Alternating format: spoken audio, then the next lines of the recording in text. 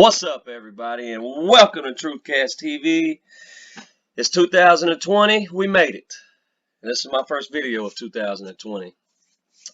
And, well, I guess everybody already knows that U.S. sent out a drone to strike Iran's top military, one of Iran's top military leaders, Soleimani, and killed him.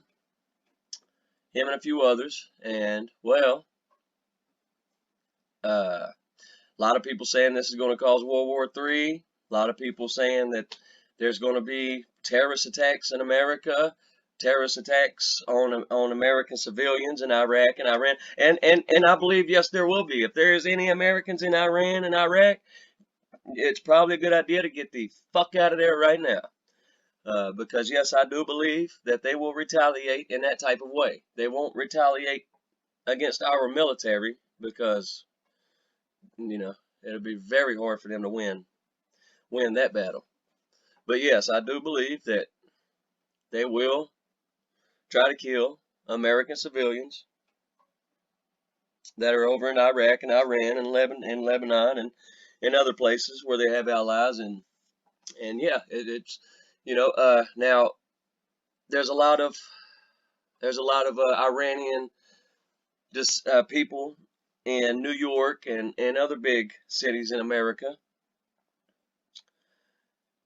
and you know, do I believe that there'll be terrorist attacks from them people?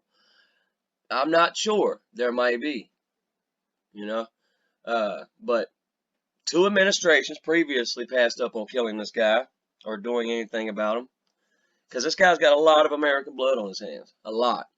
And the Bush administration, the Obama administration chose not to do nothing about it. Well, the Trump administration is totally different.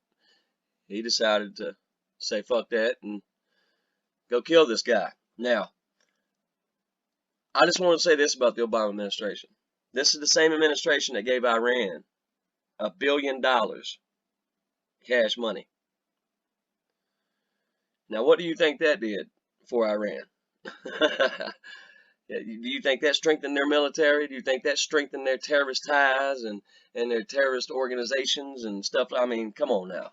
I mean, that was one of the worst deals in the history of any deal that any president. I mean, you know, Hillary Clinton and Barack Obama. That was one of the stupidest things I have ever seen anybody do in my time.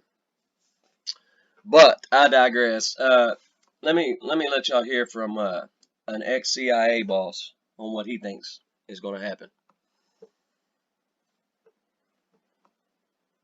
Developments in the Middle East for any potential threats in this country. CBS News senior national security contributor and former acting and deputy CIA director Michael Morell joins us. Michael, welcome again. Good morning. Michael, both former presidents George W. Bush and Obama reportedly rejected targeting Soleimani in the past, fearing it could lead to war. But we heard the defense secretary say the game has changed. How significant is this radical shift in strategy? So, Anthony, here's the balance.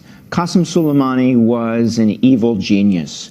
He had a lot of American blood on his hands. He was the mastermind behind Iranian malign behavior in the region. The world is a better place without him. The problem is that comes at a very high cost. Number one, there will be dead Americans, dead civilian Americans as a result of this, possibly over the next few days. In any place where Iran has its proxies, Iraq is the most likely place, but also Lebanon, Bahrain, other places in the Middle East. Number two, this sets a precedent, Anthony, that senior officials are fair game in this hybrid, not yet at war kind of scenario that we're in with Iran, and that's a dangerous precedent to set. Number three, this is actually going to enable the hardliners, strengthen the hardliners in Iran. As we heard earlier, Qasem Soleimani, extremely popular in Iran, and that is going to actually strengthen those people who follow him.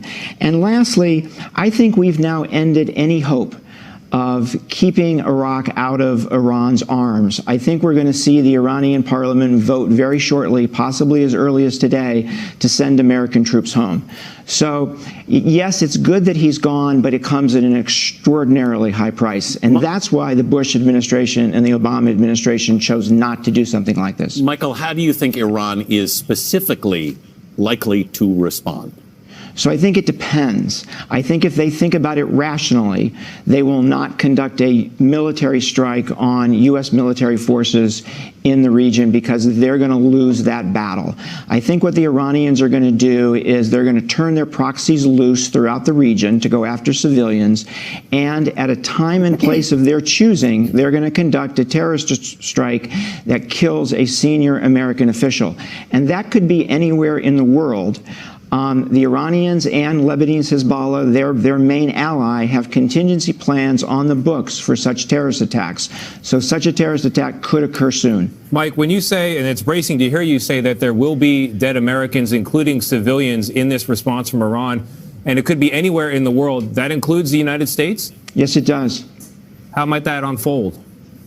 So, as I said, Lebanese Hezbollah, which is one of their closest allies, has contingency plans, and those include contingency plans in the United States against U.S. targets. Do we know anything about who might replace Soleimani? There's the old adage about the devil you know and the devil you don't. So there is some chatter on social media about the Iranians having already announced his successor. It's his deputy. It's his long-time deputy of 22 years.